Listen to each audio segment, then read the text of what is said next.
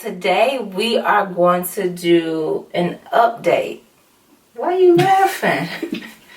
The last time we did our interview in 2012, how old were you in 2012? You were 10. Yes. I thought it would be a really cute idea, or really just good idea for Munchie to look back at, as time goes on. I'm so happy that we have the technology that we have now, in which my children can look back and see how amazing they were and some of the amazing things that they said over the years. We are going to reference back to his 2012 interview, and I'm going to ask him the same exact things that I asked him 5 years ago. He had no idea what... Unfortunately.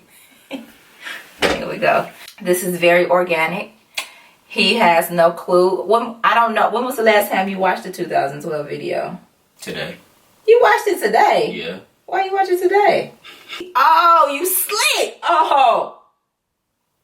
You wink your eye at me, I'll knock you out that chair. Kids. Parents. Okay. And I'm going to put the link to our previous video from 5 years ago below in the description box so that you can go check that video out. If you are new to Mia Ray, if you are new to Mia and Munchie, I can give you a really quick background as to why we are doing this video. It's April and it is Autism Awareness Month. He was diagnosed with autism at the age of 3. By the age of 5, he started special ed at 3, and by the age of 5, he was mainstreaming into kindergarten, which is why he did kindergarten twice, which is why he is a year behind. But by the time he mainstreamed into kindergarten, he hasn't been to special ed since. So, thank you, Jesus. Amen. For his last 3 IEPs, the teachers and the social workers have all stated that they believe that he was misdiagnosed. They just think maybe he just had characteristics of a child with autism. If he does have it, he's on the end of the spectrum that's like very, very, very, very mild. I've been told in the early 2000s they used to really misdiagnose a lot. Really? In the early 2000s. Early 2000s? So I might have been caught in that. He might have been caught in that. Let's just, kick it a little bit. We are in the 8th grade now. We will be going to high school this year. Dreadful. He's a loner. He likes to be alone. He's very particular in certain things that he does. So he does have characteristics, but he's just a normal, irritating, stubborn teenager. I second that. Okay. I have never treated him different. I never let him use that as a handicap or as an excuse as to why he could or couldn't do certain things. Would you like to agree with that or elaborate on that? No. She's right. I never saw it that way, even before you told me. No. Or after you told me, never saw it that way. No. A lot has changed since the last video. I now have a 3-year-old. An annoying 3-year-old. An annoying 3-year-old. Santana. I mean, I can't even count how many times I get asked, why do I allow Santana to call me Mia? This is why I allow Santana to call me Mia. When Munchie was diagnosed with autism, once again, he was not speaking. When he started to go to school and pick up on words, he would come back home and he would be like, cat, dog. And I'm just like, my baby is talking. One day he came home and he said, Mia, because that's what everyone calls me. So when he called me Mia, I was just like, oh my God, my baby is talking. I was just so thankful to God that he was talking. I never once corrected him and said, don't call me Mia, call me Mama. It was more important to me that God blessed me enough to hear my son speak. Still to this day, he calls me Mia. He only calls me Mama when he wants something. I just called you Mama on the phone or when you called me. That's a blatant lie. I always know when he wants something. Oh yeah, hey Mama. I don't want y'all to sound disrespectful. What do you want? You call me Mia any other time. I bounce back and forth, but it's not. You must want something. God, it's not like if that. he say so. If he say so. With my 3-year-old, that's all he hears. He hears him calling me Mia and everyone else calling me Mia, so he calls me Mia too. It's not disrespectful. It is not to be rude or grown. My mindset is that I'm just thankful that my children are able to talk, because I know what it feels like to have a child that does not speak. And I just let him call me Mia. It's not a big deal to me. If it's a big deal to you, God bless you. Let's get started. So what's your name? Munchie. What's your name? Christian Warren. How old are you? 15. When's your birthday? January 29th, 2002. What's your favorite thing to do? Shop. What's your favorite color? Red. Besides me, who is your favorite person in the world? My grandmother. Grandma? That's still your favorite person. What do you want to be when you grow up? Just like my mama. What? And what's that? Oh, entrepreneur. Doing what? Designing clothes. You want to design clothes? Yes. Like what? Well, I don't design clothes, but Nice. you just want to be an entrepreneur. In that regard, shirts, jeans, jackets, socks, hats, all of the above. What I do remember is we was in your office, aka her room / attic. She bought me a notebook. You tried it. She bought me a notebook to write my ideas in, and I wanted to change my life. I wanted to do something more. I wanted to do something else. So, like, when did you fall in love with fashion? Oh my God. Lord have mercy. What is it called? OCD. It's gotten to that point where if something doesn't look right, I'll become her and just turn it, like try on different, like 20 different outfits. You trying it until I'm satisfied. Until I'm satisfied. Where are some of your favorite places to shop? Oh my God. Forever 21 if you want something cheap. PacSun if you want something a little pricey. Hot Topic for like graphic tees or like accessories, small things, and shoe stores. What is your favorite thing about my style? You own it. Say that. What have I told you ever since you were little when you're trying to talk or describe something? Use your words. Use your words. Whatever you are thinking in your head, bring it on out and use your words. Because communication is key. Is key. What about, how do you feel about Kanye? Dope. I mean, I didn't grow up with Kanye, so I don't have too much a connection with him. Like, I don't praise him like his fans do. But yeah, I dig it. The Yeezy season, yeah, I dig it. Yeah, I'll look at that. For inspiration. Yeah. Just to get something to wear, just to get something to boys to wear, like, just to kind of start. The idea still lives. What did you just say? The idea still lives. The idea still lives. After like 5 years. How do you feel about your mama? How do you feel about me and what? You help a lot of people and you are busy a lot. Same thing I want to do. I mean, like, I don't want to make my business off of money. It's not that the money will never be the point. What is the point? Mostly for my age, mostly is to show kids to be themselves. Money is a luxury. Money is a tool that I will use, but mostly it's not about the money. What do you feel that it is for me? Same thing for me, to help people. Like a call to action. Let's say that. A call to action. Yeah. I'm busy, but like, do you feel like I'm too busy for you? No, I mean you can be in like China and say, oh, Munchie, you want to go to the movies after I come back? Yeah. It's not difficult for you. Let's say that. Do you feel like I put my work before you? You doing this for us, so no. I'm just asking. I just want to know your 15-year-old thoughts.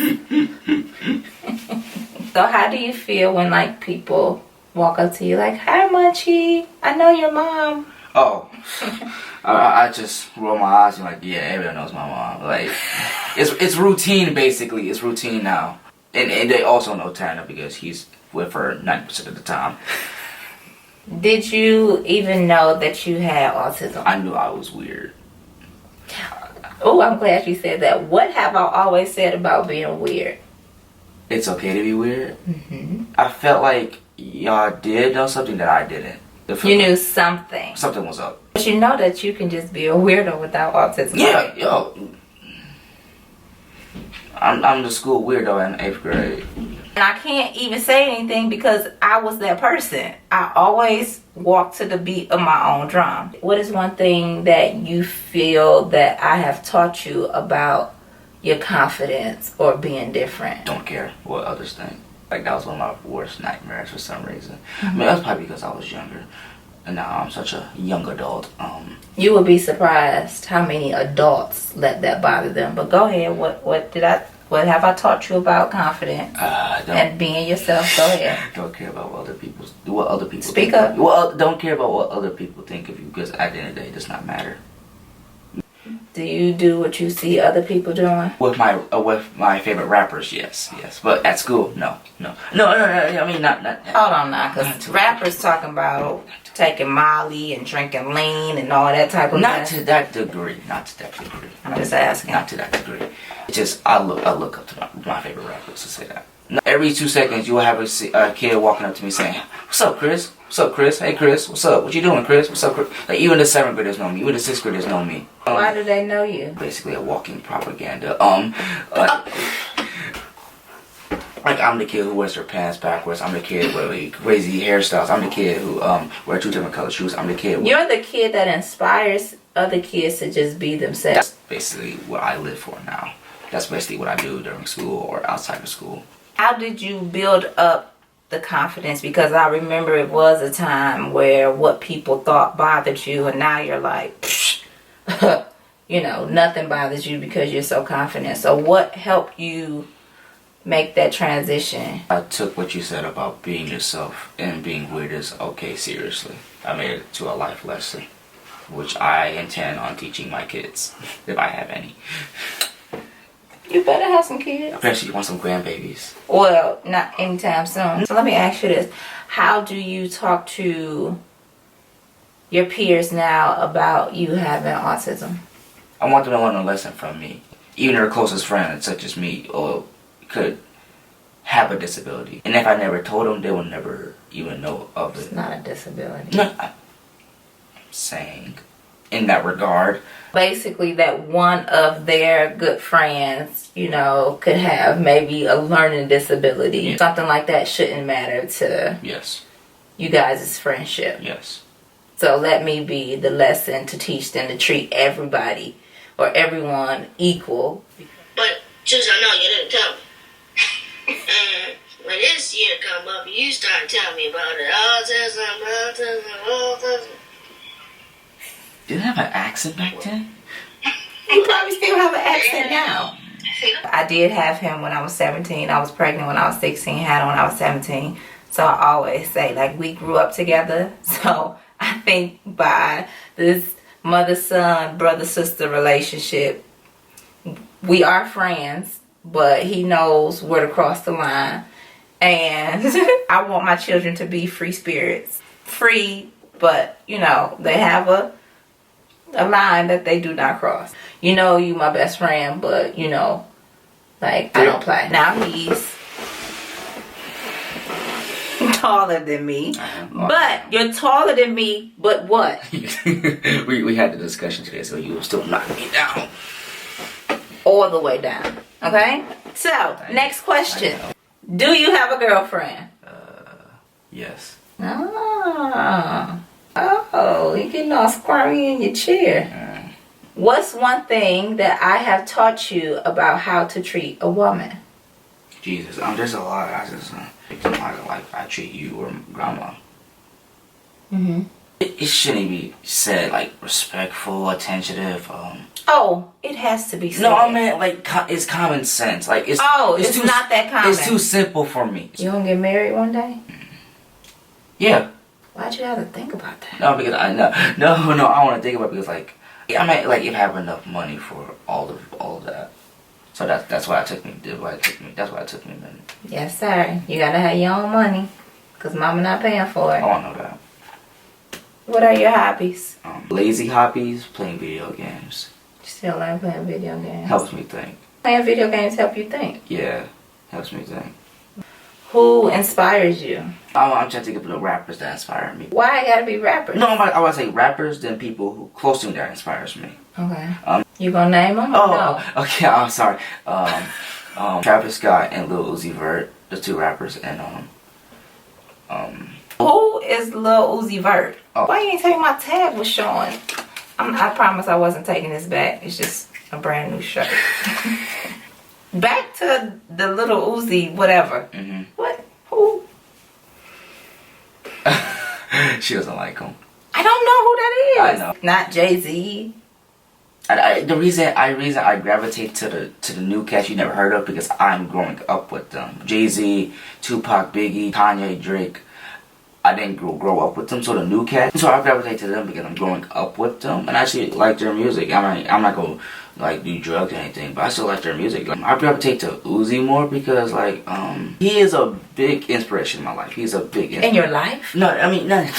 I meant for me. I'm a huge fan. Like I'm a fan. Like I want to go to one of his shows. Like people call me like I'm the one of the only people that like him, but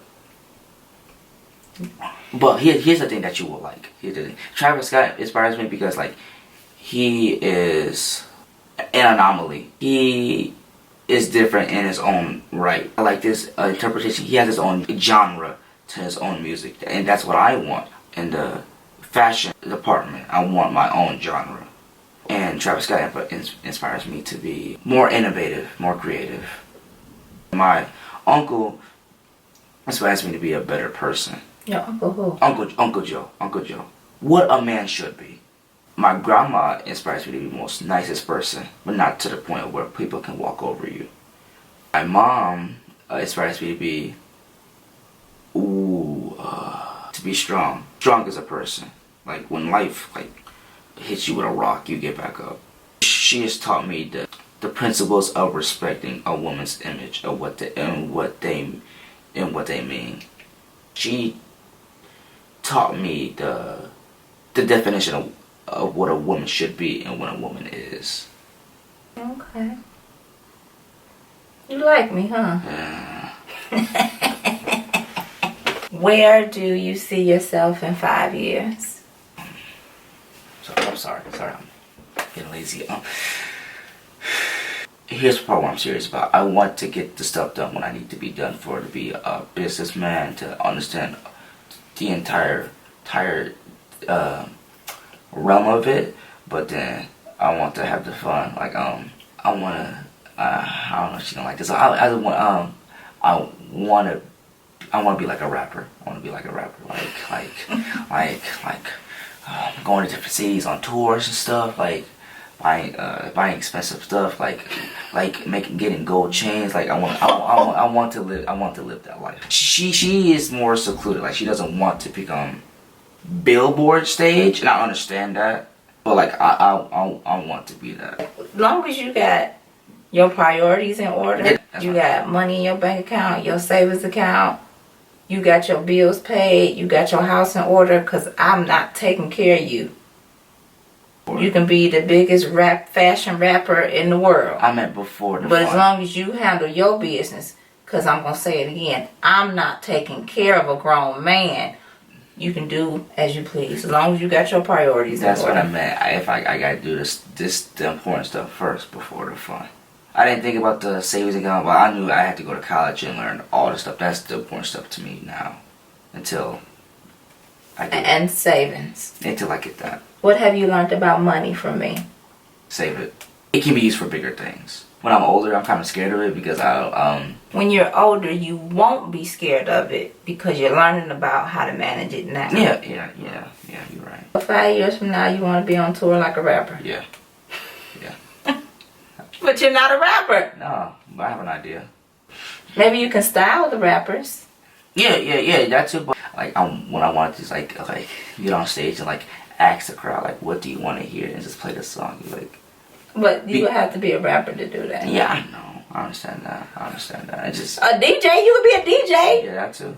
But I want to be the guy with the mic and just partying with the. That's what DJs do. With my fans, yeah. You want me to go buy you a mixer? What's that called? A turntable. I have a turntable, Well, No, you have a record player. Do you want me to buy you a turntable? Yeah.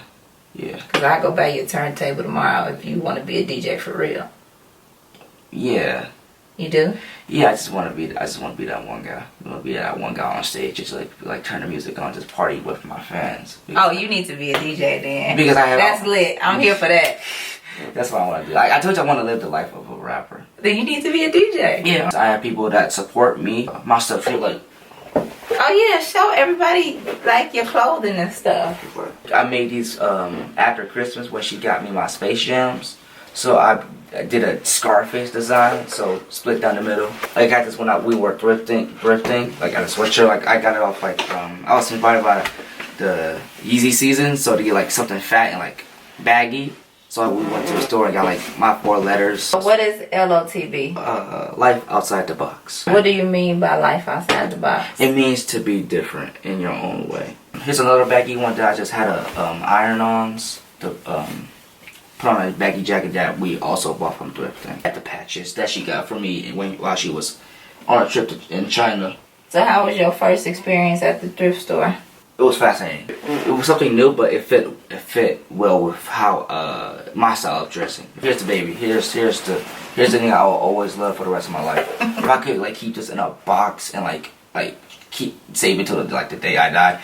This is the jacket I wrote on, my leather jacket, because I didn't used to wear it until I liked leather jackets more than bombers, because bombers make you look kind of fat, and like leather jackets make you like lean and mean, and more like skinny in a way, or like more like slim or more approachable and clean. Yep.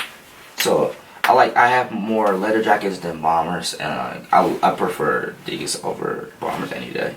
One last question. If there is a mom out here watching this video, or maybe a 10-year-old, 8 to 10-year-old watching this video that has autism, or has a brother or a sister with autism, what is a bit of inspiration or a word that you could give them about, living with autism? We'll say to the parent to be patient, and to the kid that might be watching this, it gets easier. The last word that I would like to give is that I feel that God gave him like a badge of honor, as well as me, because I went through it with him as well, and my mother as well. And I think that, he is now a living testimony of, what God can do in any situation, and how it can turn around. Because when he was first diagnosed, I was mad, I was sad, I was hurt. I thought I was going to have to take care of him for the rest of my life. He would never be normal. And it all turned into teaching me how to teach him how to be okay with who he is. And in turn, just like he said earlier in the video, he will teach his children to be the same way. So I just feel that he is a living testimony of what God can do. And at an early age, we look at so many things as burdens and as, mishaps in our lives. In turn, it makes us who we are, shining stars and confidence. And, we walk this path and we turn around and we look back and we're like, oh my God, all of those things made me the person that I am today.